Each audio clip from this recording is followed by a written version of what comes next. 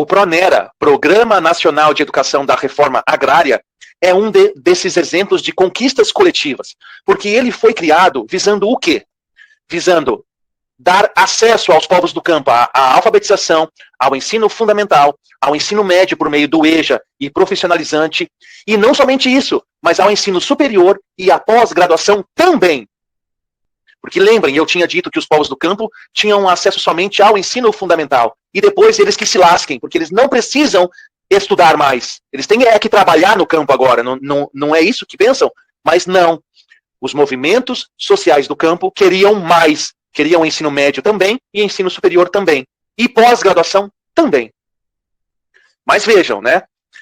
A partir do PRONERA, os governadores e prefeitos deram um jeito de se desviar das responsabilidades do PRONERA, dizendo que era o INCRA que tinha que criar os cursos voltados ao PRONERA. Então vejam que isso é um empurra-empurra para ver quem é o responsável por dar efetividade ao PRONERA.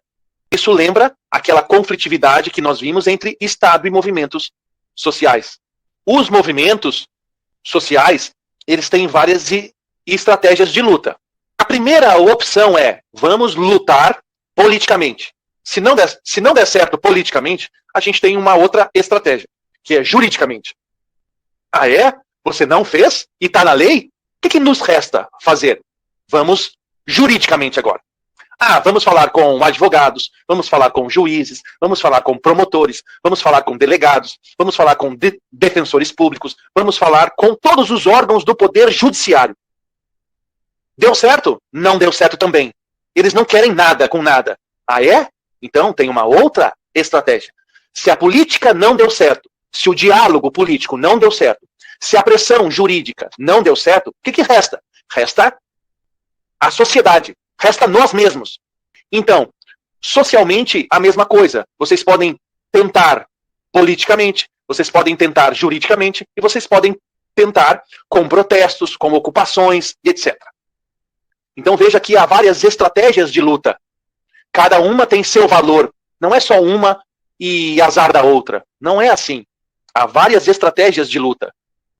Então, você, como movimento social, como coletivo organizado, você tem que pensar quais estratégias criar. Hoje em dia tem a internet. A gente hoje não sabe o poder que a gente tem na nossa mão com um celular e redes sociais. Os movimentos sociais estão criando os seus próprios meios de comunicação. Isso é uma democratização. Não só estratégias políticas e jurídicas, mas também virtuais. Existe uma estratégia de luta política, jurídica, mas há outra social também. Por que não participam? Aí entra aquilo que eu falei das vidas precarizadas. Porque o povo está passando fome, o povo tem que ganhar dinheiro, o povo tem que trabalhar, o povo tem que pensar no seu emprego, na sua família. Essa pessoa que te responde, eu tenho mais o que fazer, ela tem que se dar conta de que a vida dela é organizada de modo a que ela não participe dessas organizações coletivas. Vou dar um outro exemplo. Você, na sua vida, você tem que pensar em sobreviver. E sobreviver no capitalismo é ter dinheiro. Ter renda. Certo? Ok. Você enquanto indivíduo. Mas quando você se organiza numa associação de moradores, aquela associação precisa do que para sobreviver? Dinheiro. Tá. Daí você cria a associação, pressiona os vereadores, pressiona prefeitos, e eles dizem o quê? Não temos orçamento. Então veja, você depende de dinheiro, a associação depende de dinheiro, os políticos dependem de quê? Dinheiro, orçamento.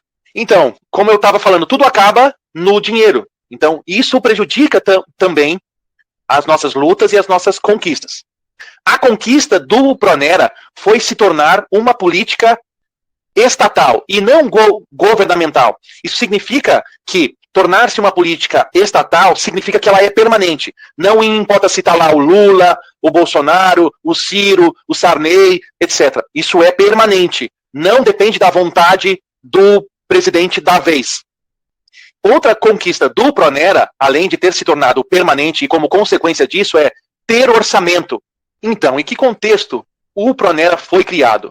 Ele foi criado em 1998, a partir de lutas e pressões, essas que eu falei agora, pressões do MST. Ele pressionou o governo federal que criou essa lei, esse programa Pronera. E o MST se aproveitou de Corumbiara e de Eldorado dos Carajás. A partir de Corumbiara e de Carajás, a sociedade passou a ver com outros olhos a luta agrária, não de uma forma negativa, mas de uma forma positiva. Então, o MST, com apoio social, com apoio da imprensa, pressionou o governo federal, que acabou criando o Pronera. Então, vejam como a conjuntura de lutas foi, tudo se alinhou, isso pressionou o governo federal a fazer alguma coisa. E quais os princípios do Pronera? Vocês encontram isso no manual de operacionalização do Pronera. Esses princípios são 5: participação, multiplicação, mobilização, diálogo, praxis ou transformação da realidade social e transdisciplinaridade. Vejam que esses princípios estão inerentes ao modo de organização de uma coletividade social, de um movimento social.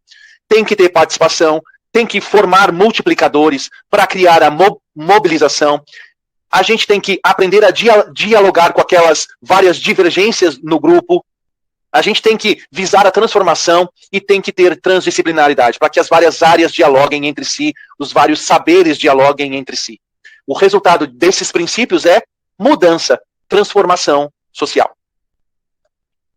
Só que, é óbvio, né? Da mesma forma que tem a reforma do Pronera, tem a contra-reforma do Pronera. O Pronera e o seu modo de acesso à educação, que é um modo de acesso coletivo, grupal, foi questionado juridicamente por várias ações civis públicas e por fiscalizações dos tribunais de controle, tais como o TCU, Tribunal de Contas da União. Quais são os argumentos desse ataque jurídico contra o Pronera?